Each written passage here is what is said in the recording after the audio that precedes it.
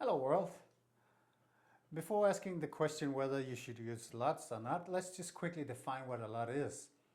A LUT, which is short for lookup table, is in its most basic form just a mathematical way of transforming footage from the camera input color space to your output color space.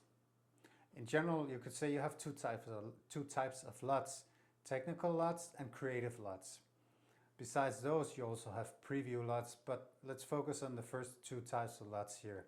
A technical LUT, also sometimes called conversion LUTs, calculates how to bring footage, for example, recorded in log to Rec 7 and 9 and make it look natural, or what you could also call normalizing the footage. The technical LUT serves only the one purpose of taking the footage from a log state to a Rec 709 or display state. Preview LUT could also go under the term technical LUT, as they're designed to help the DP and the director get a real-time look of how the graded footage will look like. Technical conversion LUTs are normally provided for free by the camera manufacturers themselves. And if they do have one, then you should probably use those for your Rec 709 conversions.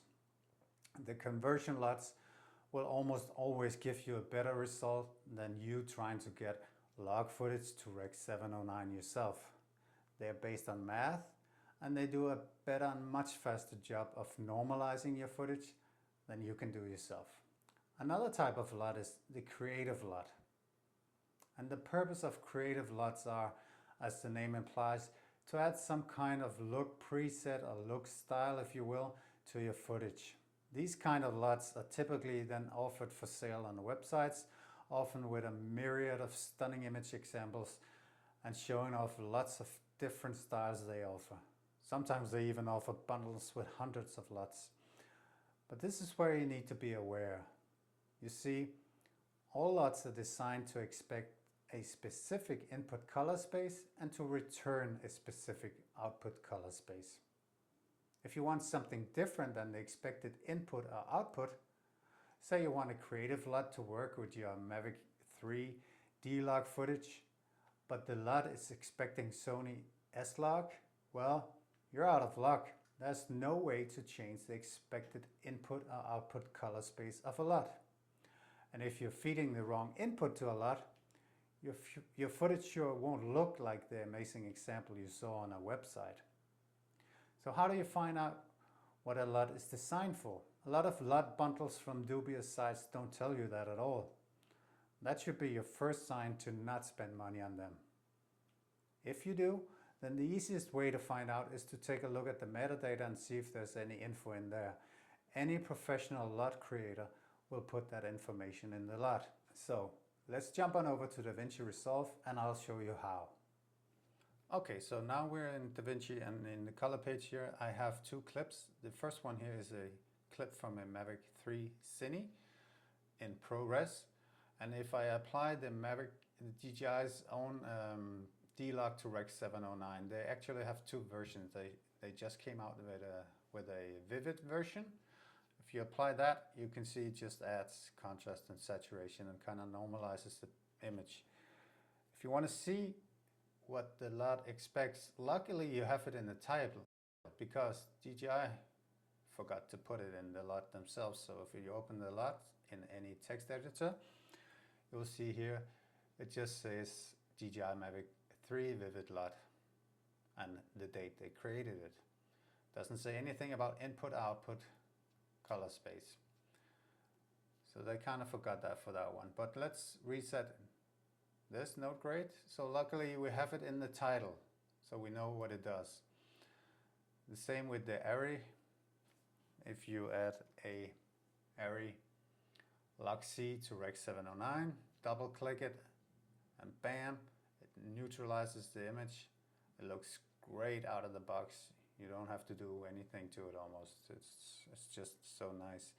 Let's go back to the Mavic here and let's say you downloaded one of these amazing, beautiful LUTs you can find everywhere on the internet, and some of them even charge money for them. Let's say you found this most amazing look LUT and you want to know what it does. So you open it in your computer and in your Finder, and then you open it in any text editor, and yeah, well, what do you know?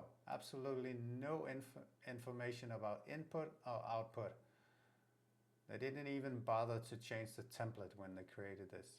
So you got no idea what the LUT is doing. You just have to, yeah, give it a go. And if you take a look at the vector scope down here before we add the LUT, and let's put it on, let's add it here and see what it does. Well, just shifts everything towards blue, adds saturation, and not much more than that. So this is with it on. I'll turn it off. If you take a look down here, off, on, yeah, that's kind of rubbish. You don't want to spend money on that. You can very easily do something like this, and you're pretty much where the LUT was. So yeah, don't spend your money on stuff like this. It's just not worth it. Let's take a look at some of the other LUTs here. So if I go to this Airy clip, and let's take a look at some of the more professional ones. Davinci comes with a range of film looks, even in the free version, and the ever popular and very widely used Kodak 2383 you have here in 3 flavors. So if you want to use this one, let's take a look and see if they put any information in there from Blackmagic. Open it up, and yeah, what do you know? Input, it expects Cineon lock. It's a 2383, and it even puts the white point, and the display and output color space will be Rec 709 Gamma 2.4. That's perfect.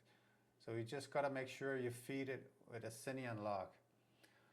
And to do that, you go and transform your image into Cineon Gamma. There you go. And then it looks a bit weird, but then you go to the next node. So let's just label this Cineon and label this Kodak. And then we add the Kodak 2383. And there you go. This is what the film print emulation is going to look like. So if we come back to these LUTs you can buy online, and all these amazing look LUTs that looks like this, I wouldn't trust 99% of the LUTs being sold. They're not built carefully enough to be worth anything.